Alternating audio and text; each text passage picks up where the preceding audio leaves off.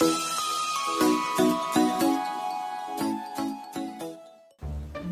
ng pagdating ni Vic Soto at Daryl Yap sa Muntinlupa Regional Trial Court, kalat na.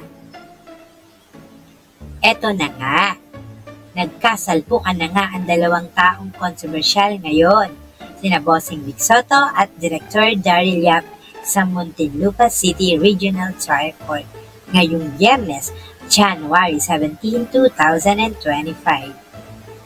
Parehas nga silang present sa hearing tungkol sa petisyon for writ of habeas dated filed by the veteran comedian and television host in connection with the director's film about Pepsi Paloma.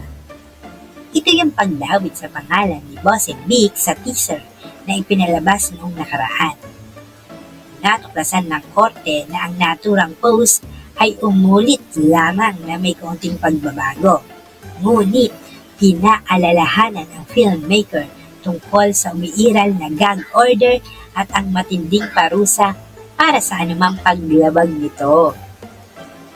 January 9 nang magsampa ng kasong cyber libel si Bossing Vic sa Muntinlupa RTC laban kay Daryl. Ito ang dahil sa pagdawit niya sa pangalan. Ang kaso ng controversial director ay aabot ng kabuuang 35 million pesos and 20 million bilang moral damages at karagdagang 15 million bilang exemplary damages. Ayon sa abogada ni Bossing Vic, ang 19 counts ng cyber libel ay tumutukoy kung ilang beses nag-post o nagbahagi ang direktor ng manoy malisyosing pahayag o video upang i-promote ang kanyang pelikula.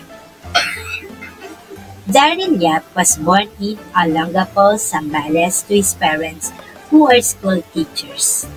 He graduated in Manila Central Escolar University with a Mass Communication degree and later enrolled at the Nanyang Technological University in Singapore to pursue a degree in Public Administration